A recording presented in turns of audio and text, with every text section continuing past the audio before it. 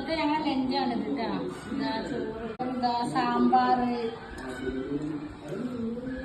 തൈര്, ഉപ്പേരിയുണ്ട്. ഉപ്പേരി എന്താ അറിയോ? കൂർക്കലാണ് കൂർക്കല്. നിങ്ങളുടെ നാട്ടിലൊക്കെ എന്താ പറയാന്ന് അറിയില്ല. ഇവിടെയൊക്കെ കൂർക്കലെന്ന് പറയും.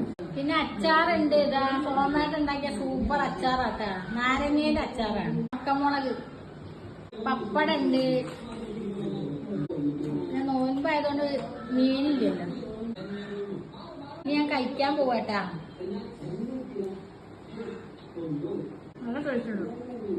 സാമ്പാറും പപ്പടും